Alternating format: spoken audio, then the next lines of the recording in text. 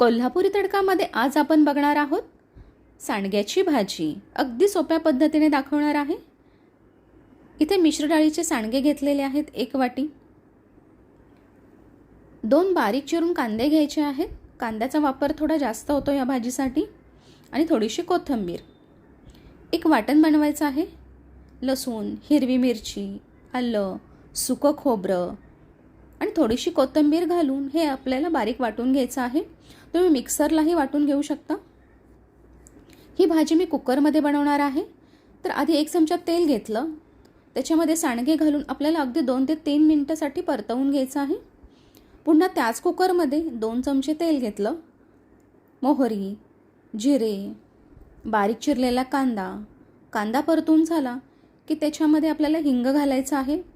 बनवलेलं वाटण घालायचं आहे. हे सुद्धा परतून घ्यायचं 2 मिनटं. त्याच्यामध्ये हळद, धनेपूड, जिरेपूड, कोल्हापुरी कांदा लसूण मसाला, लाल मिरची पावडर, अगदी थोडं पाणी घालून हे आपल्याला पुन्हा तेल सुटेपर्यंत परतून घ्यायचं आहे. गरम पाण्याचाच वापर करा. सांडगे याच्यामध्ये घालायचे आहेत. हे सांडगे शिजल्यानंतर दुप्पट होतात, तर त्या अंदाजे तुम्ही सांडगे घ्या. पुन्हा त्याच्यामध्ये गरम पाणी घालायचं आणि चवीपुरतं मीठ घालायचं. तुम्हाला कितपत ग्रेव्ही हवी आहे त्या अंदाजे तुम्ही पाणी घाला. इथे कुकरच्या मी 3 शिट्ट्या करून घेतलेल्या आहेत. जर तुम्ही कढईमध्ये शिजवणार असाल तर 10 ते 12 मिनटं लागतात ही भाजी शिजण्यासाठी.